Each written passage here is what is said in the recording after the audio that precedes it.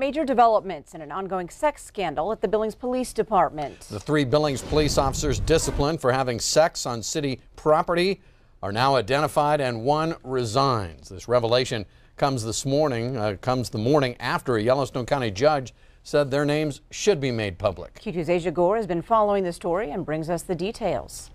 A Billings police officer with a lengthy disciplinary record was the first to admit Tuesday he had sex with a civilian city employee. Officer Paul LaMantia, a 9-year department veteran, disclosed his involvement in a letter read on a Hot 1019 radio show.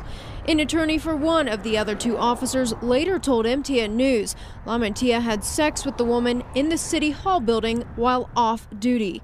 He said in the letter, quote, "There is no excuse for my impulsive, ill-advised actions, and my decision to do so has caused harm to my family, friends, and department." LaMantia was previously investigated in 2015 for assaulting a Laurel officer, disciplined in 2012 for taking a transient couple to the outskirts of town midwinter, and sued by a man injured by LaMantia during a 2012 foot chase. The Billings city attorney tells us LaMantia officially resigned last week. He declined an interview but says he is focused on finding employment to support his son.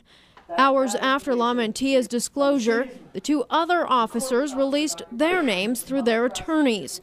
Officer Clint Anglin, hired in 2010, and Officer Matt Edwards, employed since 2012, admit to the misconduct.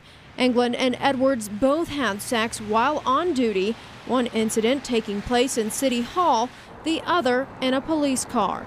Those 2 officers indicated in letters to the Big J Show they plan to continue their work with the department and say they're dedicated to regaining the community's trust.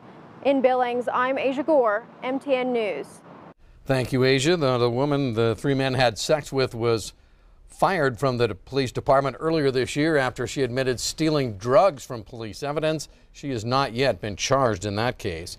Now, because the officers volunteered their identities today, the judge lifted the seal on the documents in the case and quashed the restraining order against the city.